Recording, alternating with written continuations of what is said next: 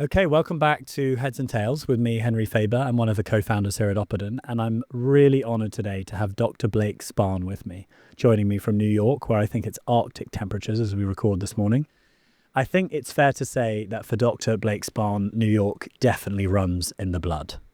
I think starting out with a BA and then an MBA from Columbia, eventually transatlantic, journeying to Oxford for a master's and a doctorate degree there. I also have it on good authority that Blake was, or perhaps is still, you can correct me if I'm wrong, a seriously distinguished tennis player. And then for more than 20 years, he has had oversight of this vast network of Dwight schools. It's an amazing organization. From New York to London to the Middle East, Asia, there are a lot of other places I don't really have time to mention. There are so many of them. A guru for all things IB. He's the published author of America and the International Baccalaureate. And he also co-founded a fascinating non-for-profit based in South Africa called Boost, which advances the prospects of university students there. A distinguished leader in education, clearly in so many ways, and a hugely experienced life spent in schools. We're very lucky to have him with us. So thank you, Blake. Thank you so much for the kind introduction, Henry. Tennis, still there? Still there, still working hard. The sad part is my son, who's just in high school now, is starting to overtake me, which is my big worry right now. That's a key moment. I had that exact moment with my dad, and he just gave up completely when I was 16 as I started beating him, and I still remind him of that. So don't give up. Keep at it. I'm going to keep fighting. Keep fighting. Good. You know that we're mad about all things mentorship. That's why Opperden exists. So I'd love to hear just your reflections first on mentorship, and perhaps you have had many mentors or different mentors along the way. Any reflections on that would be interesting. Sure. I've really had what I would say two truly great mentors in my life. The first would actually be my father, Stephen Spahn, who's the Chancellor of the Dwight School Group. And he's also been the longest serving head of school in the entire United States. He's been a paragon of what it means to be a true educator. He lives and breathes our mission of igniting the spark of genius in all of our students. My father really has been able to see the potential in each and every student and is somehow able to coax the best out of everyone he comes into contact with. There's literally thousands of examples, but I'll take one. A student my father had in the 1980s. He was driving the teachers crazy because he was always trying to whisper into a cell phone, which at that time was about the size of a brick, underneath his desk, sometimes during class. And all the teachers wanted to expel this student. They'd send him to my father's office, and instead of expelling him, my father really wanted to understand what was so important that he needed to be on his phone. And the student admitted he was selling stocks. And my father ended up, instead of expelling him, nurturing his passion by helping him secure an internship at one of the first hedge funds. And the student went on to become a huge success. I would say my second truly great mentor was a man named Radomir Kovacevic. Now, Radomir was an Olympic judo champion and a giant of a man, standing at about 6'6" and close to 300 pounds. He was absolutely brilliant in every respect. Born in Bosnia, he moved to Japan at 18 to attend Tokai University. At that time, there were no Serbian to Japanese dictionaries, so Radomir had to learn English perfectly to translate from Serbian to English and then Japanese. So I won't go into the details, but you mentioned tennis. So I was actually this Olympian in judo was helping train me in tennis. I actually lived in his basement in Forest Hills, Queens, and woke up every morning at 4:30 a.m. to run in the forest by 5. I was only allowed to wear sweatpants and a t-shirt no matter how freezing it was. And, his philosophy was simply run faster if you're cold. Radomir taught at Dwight during the day and then worked at security as security in the evenings. But the amazing thing, Henry, was he was never not outside my door at 4:30 a.m. waiting for me and really taught me that hard work trumps everything. And all of us are capable uh, of much more than the limits we put on ourselves. That's a beautiful, beautiful anecdote. I love that, both of those, and what a rich history the schools group have with your father. And I'm looking forward to digging into that a little bit more. I want to hear a little bit more about you as a student, maybe as a teenager. Is there something about you, maybe an anecdote that gives us a sense of what you were like? And maybe you've changed lots, maybe you've not. Who knows? I was as a teenager, I don't think things came particularly easy to me. I was what you would call a grinder. I would just keep working at it until I found some success. For me, tennis was a good example. I was not a natural talent or a great natural athlete, but just a lot of hours and just not giving up um, was kind of the key for me to overcome a lot of things. Love that. And I suppose since, you've had this long educational career to date, probably a lot longer still to go in it. And I know there have been tough moments and there've probably been peaks as well as the troughs at the bottom. Perhaps there's a tough moment you can reflect on and then a kind of a peak moment as well. Sure. I would say a tough moment. COVID was an incredibly trying time for everyone on the planet, so I'm sure it's not an original answer. Um, Having said that, to be responsible for a group of schools all over the world going through COVID in different ways with unique national challenges, that was extremely difficult. One positive was that when COVID hit the US, we had actually been through it before in Shanghai and in Seoul. And we then took a lead doing Zoom seminars for heads of schools throughout the tri-state area, explaining about masks, cleaning protocols, safety measures, et cetera. Really, also, because we had an online school at the time, migrating our bricks and mortar teachers online was really much easier as they really trusted our expertise. A best moment, we're one of the few independent family-run schools left, and it's something we're very proud of. We think of our parents, faculty, and students as all part of our extended family. Uh, in that vein, we offer highly discounted or full scholarships to the families of our faculty. We have over 65 faculty children currently at our school in New York. And with that in mind, I would say the best moment I've had personally is seeing both my son and daughter prosper through our school. They're two very different children and two very different types of learners, and yet they have both been incredibly successful in our system. It makes me so proud that our first pillar, which is personalized learning, was very present in our own children's education. Yeah, that's lovely. And it's funny when you were talking about the COVID stuff before, I was thinking it was giving me goosebumps almost that the conversations of masks and whatever, and just thinking of you dealing with those issues at that scale and with such, there are lots of schools groups, but very few with that diversity of geography and therefore national or international differences, I suppose, must have been super trying, but I guess also probably a feeling of accomplishment to like get through that and look back on it with pride that you probably handled it well, so well. And how lovely to have that connection of your own children through the school. It feels like a family within a family, I'm sure. Can I ask, we are very big on content.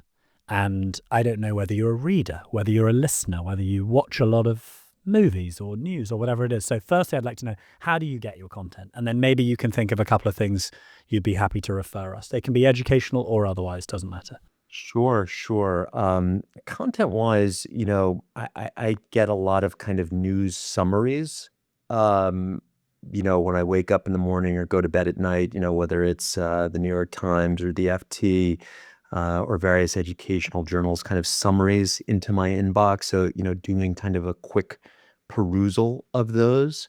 Um, that's really how I get it in terms of things I've read recently. Um, you know, I recently read a book by David Goggins. Do you know who that is, Henry? No, I don't. So he was a Navy SEAL who broke then every ultra marathon record, the pull up record, and he wrote a book, "You Can't Hurt Me," which I recently read. And I'm talking about you know my mentors, really showing me people can go much further. And I think with you know children, letting them know that, when you unlock that potential, there's so much more. And that's really what his book is about. He's almost, like a superhuman, doing feats which we can't even imagine. And, I found that a really good read. But, another thing, I recently listened to actually a UK podcast. I think it's called Diary of a CEO. Yes, absolutely. Very popular here. And I listened to it particularly because I really like a particular entrepreneur called Reid Hoffman. He created LinkedIn and was one of the founders of PayPal. And he was on this podcast and was really just excellent. Filled with some interesting stories. Compelling. I always, thinking of your David Goggins example, my mum always used to say, when the going gets tough, the tough get going. And I feel like you're embodying that in the descriptions you've given of mentorship and your own experience. It's like we're all going to wade through decades and decades of hard work, but can we prove ourselves through making it work when the going gets tough? So I like that very much. And we'll imagine you kind of perusing your New York Times morning briefing or the evening briefing or whatever. I think I'm doing the evening one at the moment, although confusingly that lands for me in the middle of the night because I'm already asleep. So it's a sort of morning evening, as it were. But it's a good update. That and a couple of those games on the New York Times. Yes, that's right. Exactly. I always ask people whether they're happy to give us a controversial opinion or something you're happy to stand up behind, that it could be educational, it could be political, it could be otherwise, but anything that you think people are more likely to disagree with you with, but that you're proud to stand up and say, this is my voice. Yeah, I would say, by the way, in the same vein of kind of what we're talking about, like, this David Goggins book and some of the things we've discussed, I would say I strongly believe that suffering for a purpose when attempting to better oneself is a massively positive thing. The idea of suffering as a positive is one that many people, parents, really disagree with me on. Uh, I feel the less we entitle children and the more we make them work for everything, the better it will serve them as adults. Many parents make the mistake of thinking they don't want their children's lives to be as hard as theirs. But it was really that struggle that made them who they are and allowed them to achieve their dreams. I'm not going to add anything to that. I think that's a beautiful soundbite and a really interesting and positive way to look at it. I've done 50 episodes of this plus, and we've never got onto the theme of suffering through education. I think it's an interesting one. Do you see a way that that plays out on a daily basis with your students, or ways in which you can challenge or kind of support that theory too? I'd be interested. I think, I really believe strongly in mastery, that children are all different and they learn at different speeds and in different ways. And I don't mind if it takes you 2 weeks to really imbibe something and understand it, or a month or a day. Everyone has different capacity in that way. But at the end of the day, that you're able to master and internalize it is what's important. So I think rewarding students for that genuine effort is really important because, if you really pull back and think about, for your own children, what do you really want for them? And what is success really about in life? And, you keep coming back to a few things, but if I narrow it down to two things, Henry, I would say one is true resilience, meaning, learning how to fail, but getting up and just keep going, like the scientific method. Do the experiment, doesn't work, make some changes, try it again.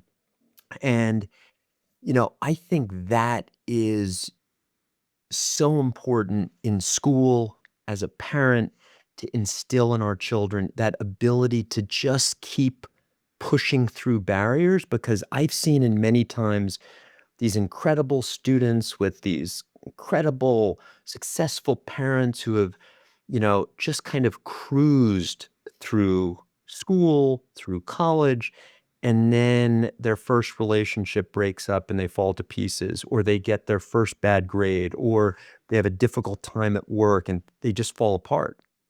So I think that's really important. And then the other thing I would say, Henry, if I were to pick one other thing to really impart upon students other than resilience, it's to learn how to learn. It's not about this content and memorization, and it's learning how to learn because, you asked a question, where am I getting content? Well, you have an ability, there's so much out there, but if you teach children how to learn and to get what they need, and they're resilient, they're going to be successful in whatever they do. And sorry, just as you're asking me that, Henry, you asked me a question earlier about my early life or an anecdote, and I kind of was thinking more about myself, but you know I, I would say as an educator and at school, something that really impacted me is, our school, we have a lot of firsts, right? We were the first school in the US to offer all the international baccalaureate programs, the primary years, the middle years, the DP. We were the first school in the US to be accredited by the World Academy of Sport. But what I'm probably most proud of, as an educator, is we were one of the first schools to create our own incubator program called Spark Tank. And that's where our students of all ages are able to take an idea and make it a reality by going through the design cycle process. And they can present their ideas, plans, et cetera, to a group of judges or mentors that help them flush out their ideas, similar to, I think it's called Dragon's Den in the UK, Shark Tank in the US, but our judges are made up of alumni and current parents, who are a lot nicer. Um, but our students have created incredible projects, Henry. I mean, an app for the hearing impaired, affordable prosthetic limbs, gently used sneakers for the homeless, a peer-to-peer online tutoring program, and just lots of other amazing projects. That program gave birth to something we call Sparkathon, where teams from all of our schools in the network compete against one another on projects like who can create the best invention to protect our oceans. And what reminded me of this is we also created the Frontier Teaching Program, where a group of professors and entrepreneurs from Stanford came to our school, trained our teachers in design thinking for over a year. That's our entire faculty, from elementary school teachers to language teachers, everyone being trained in design thinking, which at its core is somewhat anathema to traditional teaching values, right? What are our teachers trained at? Well, you know, F and F, fail, is the worst thing you can do. And then you have this group coming in design thinking, failing and failing fast is positive. Just learn from it. And that goes with, that resilience and learning how to learn. And it's something I think, I'm incredibly proud of that our school has done. I love that. We've been talking a lot here at Oppidum about neuroplasticity and that kind of really important reminder for all of us that our brains are learning in every single moment, both for good and for bad. And that those habits that we're instilling, we have to work really hard to unlearn some of the things that the modern world is kind of putting on us, whether it's, I will go for my phone rather than going for that book or whatever it is on a daily basis. And I think that understanding of our own brains and how we learn gives us so much more power as a student, as a learner, as an adult even, to just approach things on a day-to-day basis and learn from them in a positive way. So that all really strikes a chord, I think, and that mastery point too. We've got time for one final question, which is your advice for those developing a career in the sector. And I say the sector because they may be teachers, but they may be educators in other walks of life, not necessarily within the fabric of a school. But what piece of guiding light would you share with us today to finish off our conversation? Henry, I would say don't shy away from difficult conversations. If you want to be in a position of leadership in education or really anything, I strongly believe you need to relish having difficult conversations and not let them get under your skin. And to do that, I think the key is to really stick to your principles and be radically candid while showing genuine empathy.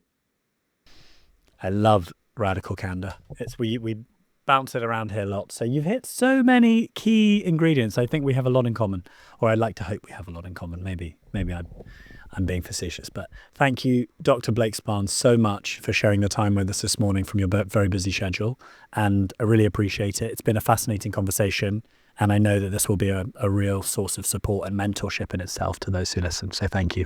Henry, thank you so much for having me.